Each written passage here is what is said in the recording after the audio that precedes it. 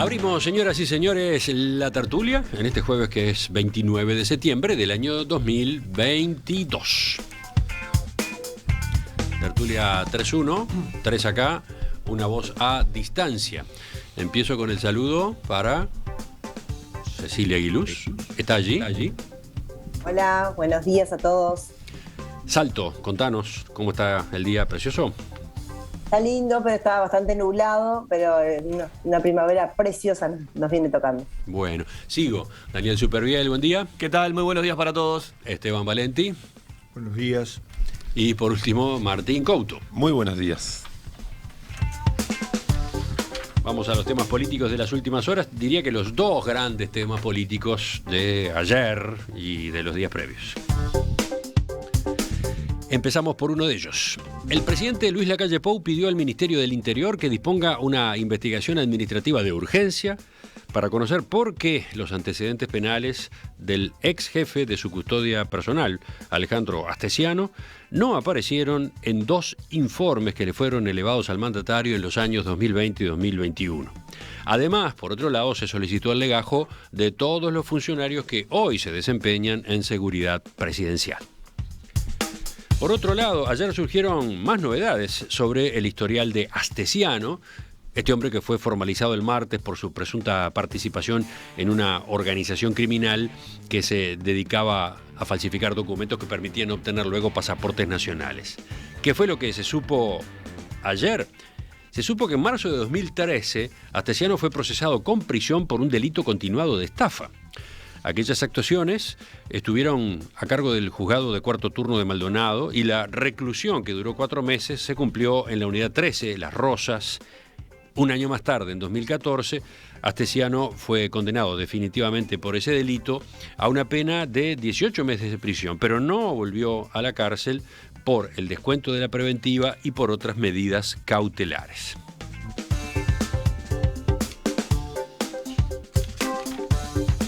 El Ministerio del Interior emitió un comunicado sobre las 9 de la noche en el que aseguró que en 2020 y 2021 informó oportunamente al presidente de que la ficha personal de Astesiano carecía de antecedentes penales. Pero, agrega el texto, sorpresivamente, en la ficha personal actual de Astesiano sí figura este antecedente penal por la causa del año 2013. Ante esta inconsistencia, el ministro Luis Alberto Heber dispuso una investigación en la Dirección Nacional de Policía Científica para saber quién o quiénes alteraron la información de esta persona. Yo decía, ese comunicado se difundió pocos minutos después de las 9 de la noche. Bueno, un rato más tarde, el diario El Observador agregó otra pieza a este puzzle. Publicó que Astesiano también fue indagado por la policía este año, en enero de este año 2022, algo que hasta ahora no circulaba, algo que el gobierno, por lo visto, desconocía. Concretamente, el ex jefe de seguridad de Lacalle Pou fue indagado el 17 de enero pasado por el Departamento de Investigación e Inteligencia Criminal de la Dirección de Investigaciones de la Policía Nacional por aprovechamiento de la falsificación. Recuerden, el lunes pasado en conferencia de prensa, Lacalle Pou sostuvo que su ex custodio no tenía antecedentes penales. Sin embargo, al día siguiente señaló que se enteró por la prensa de que sí los tenía. Indicó que al principio de su mandato fue informado solamente de las anotaciones policiales de Astesiano y dijo que si hubiera tenido conocimiento de los antecedentes penales, él habría tomado otra decisión respecto a su continuidad. Bueno, intenté aterrizar el tema con estos párrafos. Podría agregar bastante más porque cada hora que pasa entre el lunes y hoy ha sido movida en esta materia. ¿Qué dicen ustedes? ¿Quién empieza? Sí, ¿cómo empezar, no? Creo que parte de la cuestión ante este hecho es cómo abordarlo. Es un hecho de extrema gravedad. Es un hecho que además involucra al Poder Ejecutivo como tal, porque no nos olvidemos que es una persona que estaba delinquiendo desde la sede de la Presidencia de la República. Es un hecho en el que el presidente dice, bien, si hay un responsable soy yo, exactamente. El presidente es responsable, incluso porque le hayan mentido, es responsable. Que puede ser una explicación, bueno, me mintieron, pero quien le mintió depende del poder que el presidente dirige. A mí me preocupa mucho porque la mejor hipótesis en todo esto es que hay una enorme impericia. El Ministerio del Interior saca un comunicado ayer de noche y es peor todavía, porque uno dice, bueno, pero el presidente le pide información al Ministerio del Interior, o el Ministerio del Interior se la da sin que se la pidan. Y ni el Ministerio del Interior tiene la certeza de que está dando información correcta, fidedigna, sobre antecedentes judiciales. La verdad es que cada dato que aparece es de mayor preocupación. Creo que hay una enorme impericia, en la mejor hipótesis, en Presidencia de la República, en el Ministerio del Interior, en la Dirección de Identificación Civil, que además es una cuestión muy sensible. Creo que el senador Vergara recién lo manejaba, que el documento sea confiable. Es clave, cuando uno va con un documento, con un pasaporte, lo que le está diciendo al Estado que te recibe es, hay un Estado, el mío, el uruguayo, que certifica que yo soy yo, que tengo este nombre, este apellido, esta edad, estas huellas dactilares, etcétera, etcétera.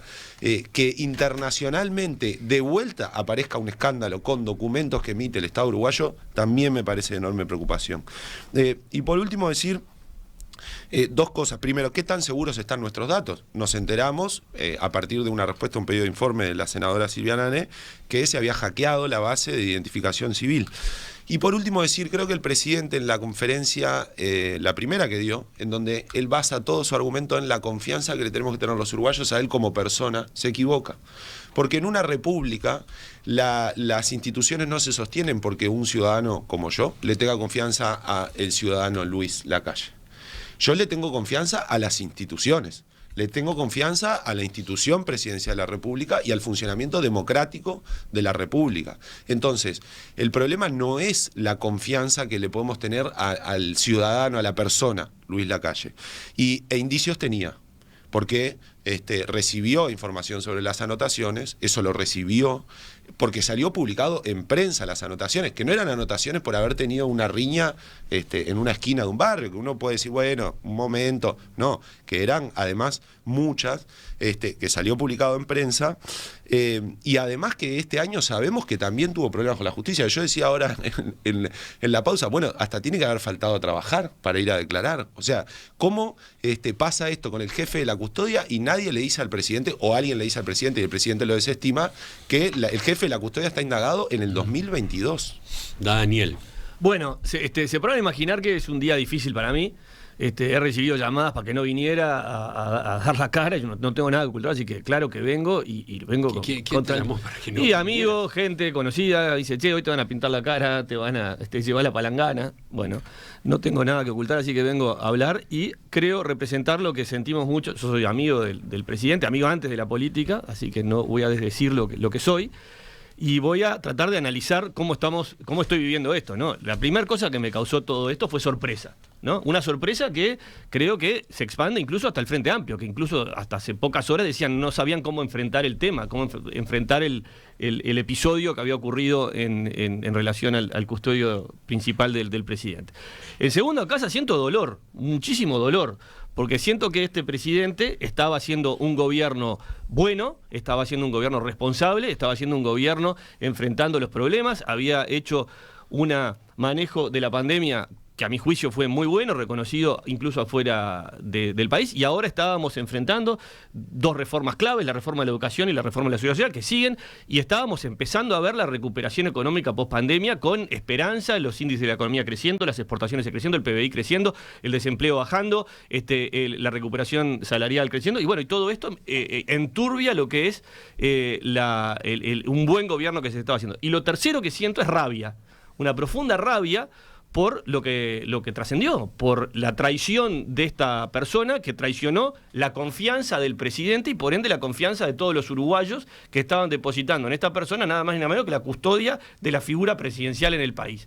Entonces todo esto embarulla una gestión del gobierno que puede estar de acuerdo o no estar de acuerdo, ideológicamente, políticamente, económicamente, pero sigue siendo una gestión buena, una gestión que le estaba haciendo bien al país. Esto cambia la regla de juego, estamos en el medio del tsunami, hay que ver cómo se desarrollan los hechos. Lo que sí quiero y exijo es Sí cambiará, ¿no? Hoy el semanario Voces sale con una edición especial a propósito de la mitad del mandato del presidente Luis Lacalle Pou, incluyendo una larguísima entrevista Dice Alfredo García que duró más de 90 minutos y que está transcripta de manera íntegra. Pero claro, fue grabada antes de todo Ayer esto. estuve con Alfredo García. Pero lo que quiero decir es, y lo que quiero decir también desde la posición donde hago esta primera intervención, después tengo otros puntos de vista para decir, es que exijo la máxima y absoluta transparencia y la investigación a fondo de todo este tema. Ahora yo quiero saber todo también qué fue lo que pasó, porque es la mayor garantía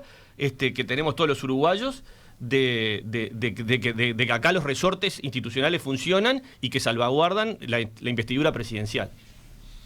No, decía esto del semanario Voces porque, claro, quien ve la tapa hoy de esa publicación y el título habla el presidente puede imaginar que habla de todo esto, ¿no?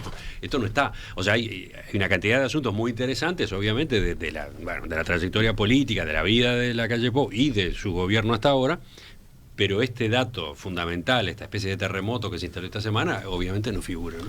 Bueno, yo que no coincido prácticamente en nada en el diagnóstico que hace Daniel, que me imagino que está muy incómodo hasta porque el tipo de persona que es, no creo que este gobierno, ninguno de los datos últimos confirman lo que dice Daniel, no es mi opinión solamente. Pero bueno, ¿por dónde empezar? Yo voy a empezar por la nota que publicó Fernando Pereira. ¿Por qué?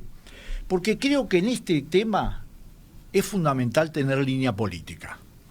Fundamental. Es decir, cuando están en juego las instituciones, y no hay que vivir meneando que las instituciones están en juego siempre, ¿no? Hay que ser muy sobrio, muy serio, hay que tener, digamos, línea política. Y lo que traza y se juega Fernando Pereira es línea política. ¿En qué sentido? A ver. ¿En qué maneja el tema de la responsabilidad en el cuadro de la gravedad de la situación?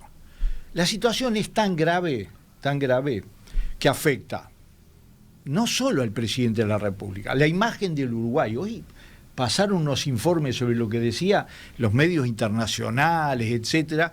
Afecta a todo, muchísimas cosas. Además, afecta a la presidencia. Una cosa es el presidente y otra cosa es la presidencia, desde el punto de vista de la imagen. Entonces, y afecta al Uruguay, por lo tanto nos afecta a todos. A mí me duele. Me llamó gente y me dijo, che, es cierto, gente de Argentina, ¿es cierto que esto pasó? Puede ser. Bueno, entonces, yo, como no subestimo a los uruguayos, no voy a agregarle más cosas a la enorme gravedad de todo esto. No le voy a agregar. ¿Tá? Yo sí creo que en la investigación, y no voy a hacer hipótesis, que se pueden hacer de las más graves, no las voy a hacer, en absoluto. Sí creo que hay líneas que hay que investigar muy a fondo, que no han aparecido en toda su magnitud en toda esta discusión. Primero, la línea del dinero. Es una línea obligatoria para cualquier investigación, para cualquier claridad. ¿Por qué? Porque estamos hablando de 1.000 o más de 1.000 pasaportes, ¿tá? Y de precios que no son de 50.000 pesos, son de $50.000. ¿Está claro? Y algunos más, porque era a cara de cliente. Así que estamos hablando de mucha plata. Y por lo tanto, de un mecanismo que funcionó durante un periodo determinado. Segundo elemento, yo creo que esto corresponde, la responsabilidad política es mixta, ¿sí? Es del gobierno y de la oposición. Cuando yo escucho a Penades en la entrevista muy buena que le hicieron, me da ganas de venir con una cimitarra. ¿Está claro? Porque que se venga ni las voy a repetir. Que no vengan a pedir responsabilidad a la oposición cuando dice las estupideces que dijo. Para, porque primero vamos a manejar otra terminología, pero ¿a qué te estás refiriendo en particular? ¿Cómo va a ponerse a mezclar a qué periodo correspondía el procesamiento de Artesiano? ¿Qué tiene que ver el gobierno anterior con que un tipo delinca? A ver, creo que estás aludiendo a un pasaje de la entrevista en el que Penades señala que los informes que le llegan al presidente en el año 2020, al comienzo de su mandato, a propósito de esta persona, están armados con información preparada en el periodo anterior, porque acababa de terminar el periodo anterior y también en particular había terminado en el Ministerio del Interior. Pero él también en varios... No solo ese pasaje. En varios pasajes quiere entreverar la cosa, en varios pasajes. Y a mí me parece que eso le está haciendo un gran daño a la propia presidencia hacer eso, ¿tá? Porque si uno llama responsabilidad, seamos todos responsables, ¿tá? No que ando jugueteando con el tema.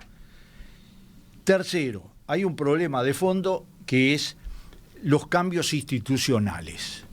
Porque hay una pregunta que todos nos tenemos que hacer. ¿Por qué pasó esto? Y ya que tú mencionaste el reportaje en Voces, hay una palabra que está en el titular de Voces del reportaje a la calle que dice: no se puede ser tan soberbio de decir que se hizo todo perfecto. Bueno, la palabra soberbia, que yo soy un experto en eso, ¿no? Digo, porque si hay algo que no soy es humilde.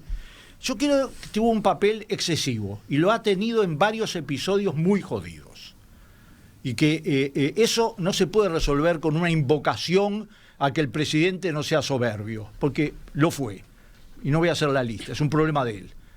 Pero, por ejemplo, hay cuestiones institucionales que definir en cuanto... Yo no quiero que otro caso de más se vuelva a explicar qué son los antecedentes y qué no son los antecedentes. Porque no tendrá, todavía no hay, y espero que no haya ninguna relación entre el pasaporte de este narco que le dimos con estos pasaportes. Pero está claro que en identificación civil hay que tomar ciertas medidas, pero hay cosas que van más allá de eso. Está claro que hay que tomar medidas institucionales. Además, venía para darle un palo a inteligencia, porque inteligencia informó, ¿está? Por lo tanto, ni siquiera eso. A ver, tú estás aludiendo, repito...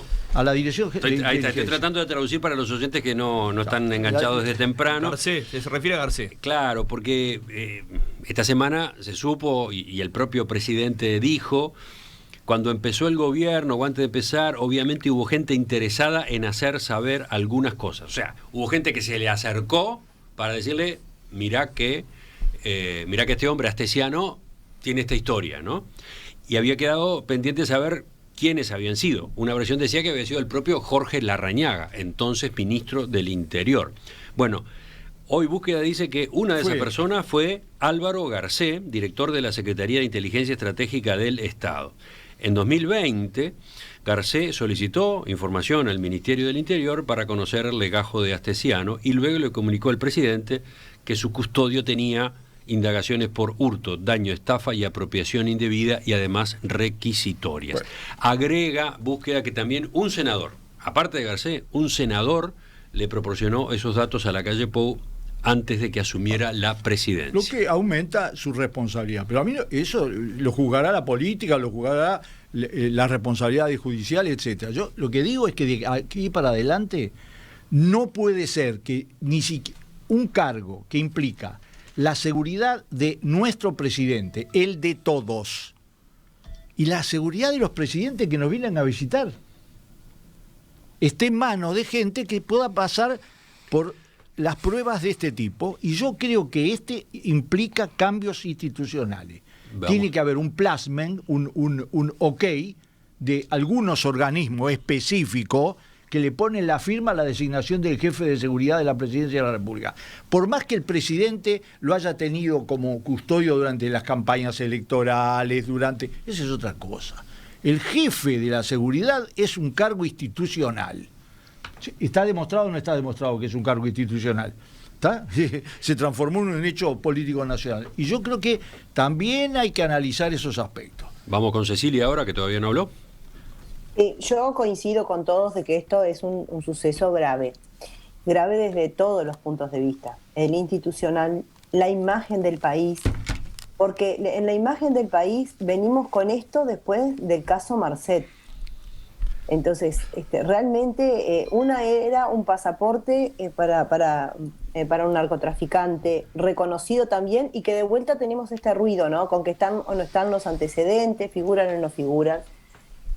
Y ahora esta situación que en realidad para mí nos hace pensar, y quiero llevar hacia ahí un poco el punto, en que dentro de las instituciones que nosotros tanto defendemos, y cuando vemos una cédula uruguaya confiamos plenamente, cuando vemos un pasaporte uruguayo confiamos plenamente, en este momento uno queda con un montón de dudas. Y tenemos el derecho a percibir que hay funcionarios de esas instituciones que hacen las cosas bien, correctamente, y que hay funcionarios de las instituciones que están corrompidos y que se prestan a esto, porque esto no se puede hacer, no lo puede hacer una persona sola. Acá hay un montón de gente que tiene que haber intervenido para que una partida salga trucha y que después no salte en ningún sistema, para que el pasaporte no salte en ningún sistema que no es normal. O sea, hay una cantidad de mecanismos y de diferentes lugares, por ejemplo, identificación civil que pertenece sí al Ministerio del Interior, pero con una dirección muy independiente y en la cual todos confiamos, y bueno, ahora se nos prenden todas las alertas, ¿no? Lo mismo con el Ministerio del Interior, donde el Ministerio del Interior tiene una parte de policía científica que no puede estar dando un reporte u otro reporte, depende de no sé de qué, de la cara del que lo pide o del momento que lo pide. Esas cosas no pueden pasar y creo que ahí a todos nos afecta. Por otro lado, los uruguayos, porque cuando vamos a viajar al exterior, seguramente se van a exigir más controles y se va a poner más atención en los pasaportes uruguayos. Nosotros como país terminamos siendo marcados por una cuestión que en realidad es como que se dejó pasar. Y entre todo eso quiero felicitar también que como hay corrupción por un lado y nos horroriza y además tenemos que hincarle el diente porque con lo de Marcet tiene que haber pasado, tienen que haber habido actos de corrupción, con esto evidentemente que también felicitar a la gente que actúa bien, porque a este señor se lo fue a buscar a Suárez y Reyes. O sea, nadie mandó el aviso antes para que lo sacaran. No, acá la fiscal, que no sé ni quién es, cumplió correctamente con su rol y lo mismo la policía y se procedió como se tenía que proceder. Yo creo que ahora sabemos que hubo gente que procedió muy bien, como estás destacando, pero también otra que procedió mal, porque todo indica que estando de viaje con el presidente antes de regresar a Uruguay, Astesiano se enteró de que estaba siendo objeto de la investigación y llegó a borrar información de su teléfono, ¿no? Bueno, eso yo no lo había escuchado, porque esto es como los capítulos de las novelas, si te perdés uno, desenganchaste, ¿no? Sí. Es un capítulo cada media hora. Sí, esa parte no la tenía, pero de todas maneras lo que a mí me pareció, porque mirá que, me parece a mí que debe haber muchas presiones en esto, y la toma de decisión no debe ser fácil, para la fiscal, para la gente que lo va a buscar, van a Suárez y Reyes, o sea, hay gente que está trabajando muy bien, y hay gente corrupta que es lo que hay que identificar y que es lo que hay que solucionar, porque si no, además nosotros como uruguayos, siempre tendemos a ver que la corrupción está en Argentina, en Brasil, en México, en Colombia, en cualquier otro lado. Parece que a nosotros no, porque nosotros somos excelentes, nuestras cédulas no tienen problemas, nuestros pasaportes no tienen problemas. Y mirá ahora en el problema que estamos. Estamos realmente que ya con el caso Marcet, nosotros lo habíamos hablado a esto. Hay cosas que están funcionando mal, que seguramente tengan que ver con el poder, con el narcotráfico. En este momento decimos con un estafador, porque este señor lo que es un delincuente. Es un delincuente que hasta llegó a tener actos de corrupción para poder estar limpio, entre comillas, en los papeles para poder ingresar al lugar donde estaba. O sea, este señor es un delincuente. Entonces, si nosotros miramos con atención, creo que hay que salir del espejismo en el que vivimos los uruguayos a veces y creemos que acá no estamos ni cerca de la corrupción, entender que hay corrupción, que la existe en los ministerios. El Ministerio de Relaciones Exteriores y el Ministerio del Interior, en este caso, como en el caso de Marcet, realmente tienen que hacer grandes trabajos de investigación interna, porque desde mi punto de vista hay una corrupción muy importante, capaz no sea mucha la cantidad de gente, pero muy importante en sus efectos, porque así nos están dejando a nivel internacional. Sí, yo quiero agregar 3 cosas. Una que ahora pensaba, en esto hay que tener cuidado, creo, cuando uno se hace preguntas y más adelante de un micrófono, no despertar la imaginación irresponsable, ¿no? Entonces, porque cualquiera podría decir, bueno, esto es, y trazar las peores hipótesis, etcétera. Pero yo me preguntaba, bueno, si esta persona supo de la investigación estando de viaje, estaba de viaje a miles de kilómetros del país con el presidente y sus hijos, y se enteró de que lo estaban investigando y que seguramente lo fueran a detener. A mí me parece que eso, en términos de la seguridad del presidente y su familia, es gravísimo. No sé si el presidente viajó con custodia y alguien más, pero me parece que y ahí la pregunta, bueno, el presidente no tendría que haberse enterado estando de viaje, que estaba de viaje con alguien, que cuando llegara nada, me parece sigo con el asombro todavía sin colmar. 2 cosas más. Creo que el Ministerio del Interior averigua en 2 años. Bueno, hay algo que motiva las averiguaciones. ¿Cómo averigua el Ministerio del Interior? Digo, porque no somos nosotros tertulianos o incluso un programa periodístico que tiene que tener buena fuente, etcétera. Es el Ministerio del Interior el que averigua 2 veces información que está dentro del Estado, porque ni siquiera se trata de espiar a nadie, no la puede obtener. El comunicado de ayer del Ministerio del Interior, a mí me parece que tiene que llamar a una enorme responsabilidad del propio Ministerio del Interior. ¿Cómo averiguan para averiguar tan mal? Y por último decir, se habló durante mucho tiempo de la mano dura en la campaña. Se habló mucho tiempo de recuperar la autoridad para combatir a la delincuencia, etcétera.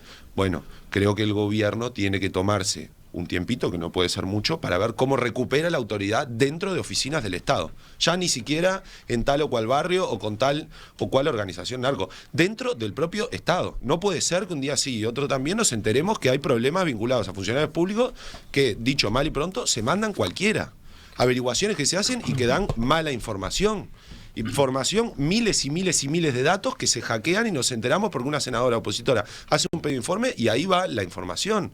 Entonces yo creo que si tiene que haber ejercicio de la autoridad, mando, esto que le gustaba al presidente, bueno, tómense un tiempito para ver cómo recuperar el mando de todo el Estado y sobre todo las dependencias que dependen del Poder Ejecutivo.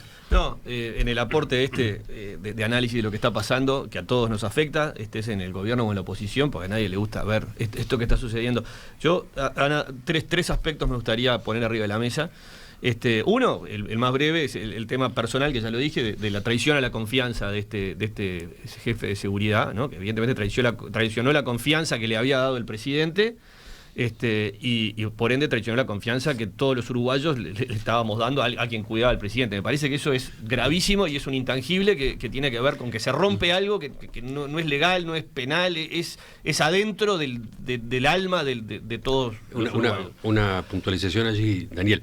Tú estás yendo por una lectura, la de la traición de la confianza, la de que este hombre engañó o ocultó información al presidente. Totalmente. Esa es una de las hipótesis. Sí. Ahora, si vamos a ese campo, el problema es más grande.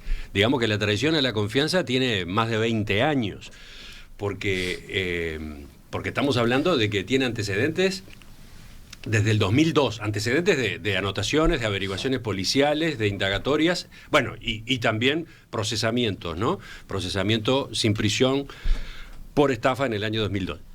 Todo el periodo en el que colaboró con el Partido Nacional. Sí. Todo el periodo, porque empezó como chofer de Sergio Abreu en la campaña del año 1999. De ahí en adelante estuvo vinculado en distintos momentos con el Partido Nacional. O sea, si vamos a ese terreno de la deslealtad o la traición, entre comillas, es una traición reiterada, ¿no? Yo siento un apuntecito, Daniel. ¿Y esas cosas en Uruguay se saben? Hoy se sabe en qué barrio vivía vivía, porque ahora está preso esta persona. Y en el barrio se sabe. Bien. Yo siento que hay una traición a la confianza, yo siento esa traición, la siento adentro, la percibo. Después quiero hacer otro aspecto que me gustaría tocar, es el institucional, ¿no?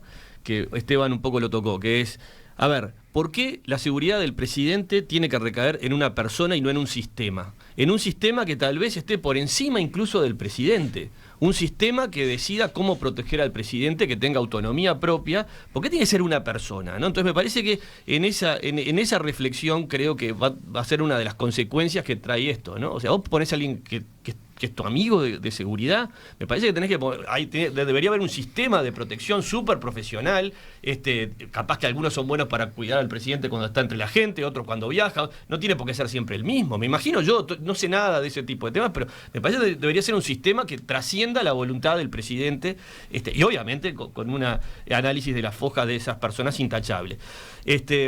Porque acá vemos también la uruguayesa al mango, ¿no?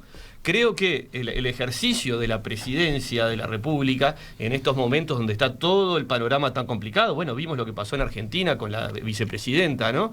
Debería llevar a decisiones muy profesionales.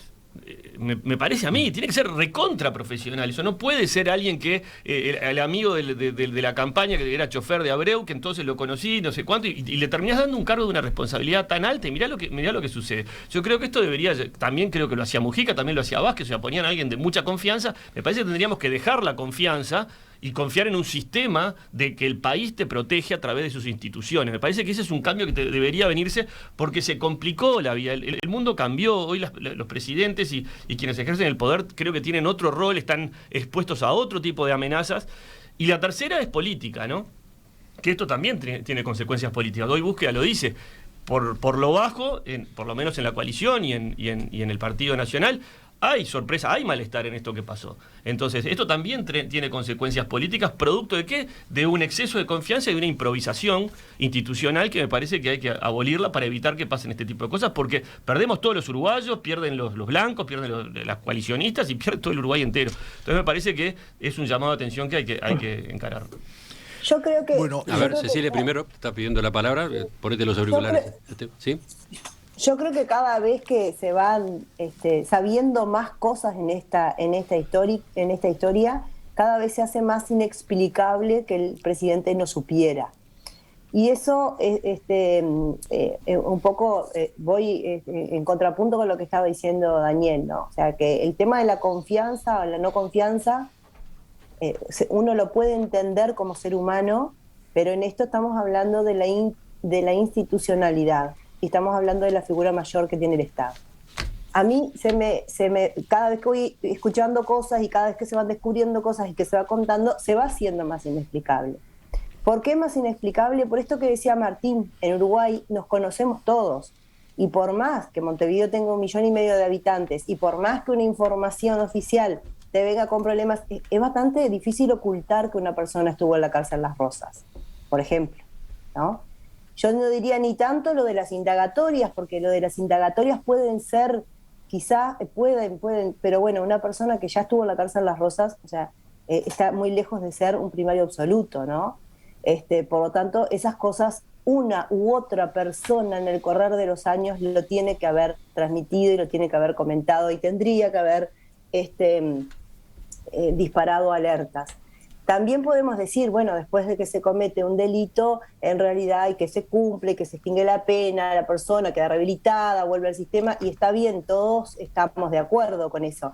Ahora, el rol que cumplía esta persona no era un rol para usar con esa lógica. Eso es mi opinión también. Es un rol que requiere de requisitos de una primariedad absoluta, por lo menos, por más confianza que tú le tengas, o sea, hablando profesional e institucionalmente. Uh-huh. Y en el caso de que fíjate lo que acabamos de decir, ¿no? Que Álvaro Garcés le llevó al presidente Lacalle Pou el historial de este hombre, de Astesiano, pese a que en ese historial no figuraba ningún procesamiento. O sea, Álvaro Garcés entendió que la simple acumulación de anotaciones policiales, de indagatorias policiales, tantas, ¿no? Que eran, no sé, más de 20, ahí había un llamado de atención, ¿no?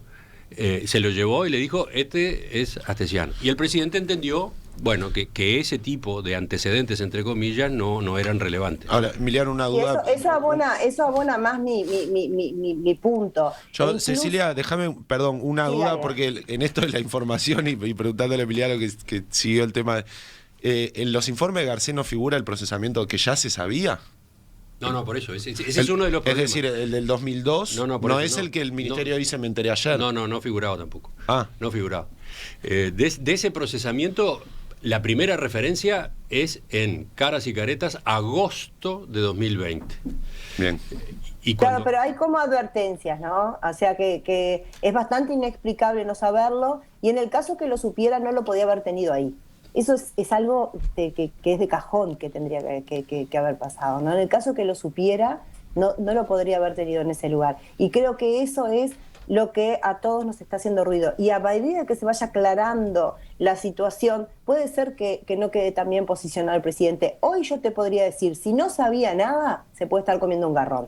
Ahora, si de verdad sabía y de verdad decide, porque es su voluntad, ponerlo en ese lugar, la verdad que me parece que es más complicada la posición. Cerramos por hoy. A ver. Bueno, a ver, coincido totalmente con lo que decía Cecilia. Con una característica. Yo sigo el tema por obligaciones profesionales y también por actitud política. El presidente sabía perfectamente de la historia de este personaje. Ahora, con la información que tenemos, no es una cosa que se pueda especular. Además, él mismo lo dijo. Primero dijo que no sabía, después dijo que sabía. Así que vamos a partir de la base que la responsabilidad política de que se sabía, que lo sabía, quien lo designó, quien se asume la responsabilidad de designarlo, lo sabía. Faltaba esto de Garcés, que es un dato muy importante, porque inteligencia cumple esa función, la tenía que cumplir. Sí, el criterio que siguió el presidente en ese momento, él lo explicó, fue que ahí, en esa lista, no había antecedentes penales. Bueno, esa explicación... Eran anotaciones policiales, eran indagatorias policiales, pero no había antecedentes penales. Esa explicación, desde el punto de vista de los elementos para designar un cargo de esa importancia, demuestra que el presidente actuó, digamos, no con la responsabilidad que corresponde. Pero no lo voy a seguir. Ahora, hay otro aspecto. Hay que descifrar y desnudar esta trama. No nos quedemos en las anécdotas que iban al cuarto piso. Es decir, para poder acceder a entregar un pasaporte, tiene que ser una banda muy bien organizada.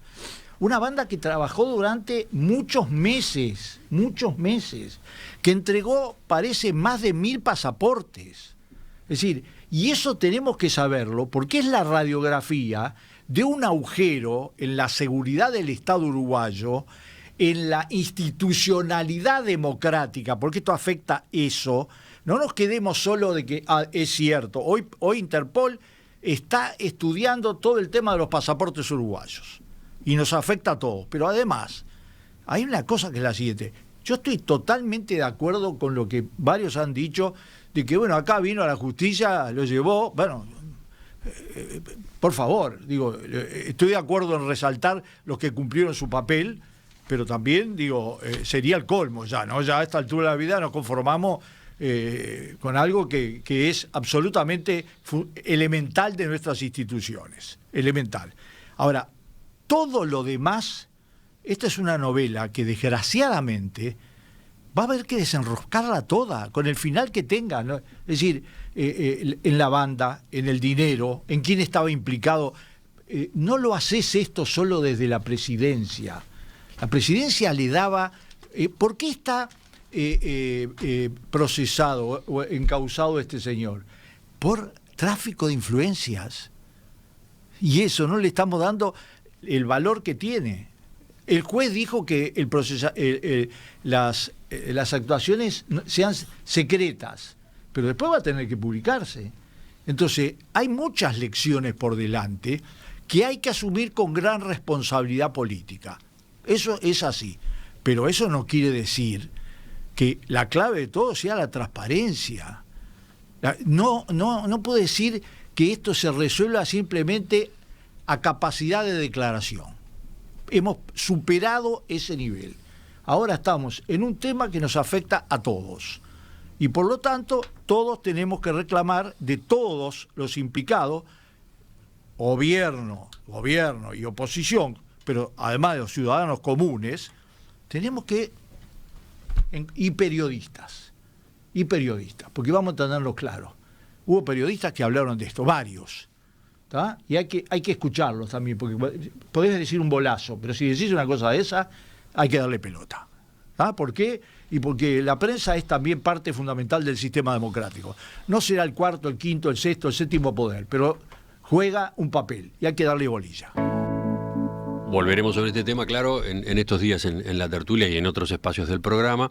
Ahora hacemos la pausa y seguimos en la agenda política de estas horas.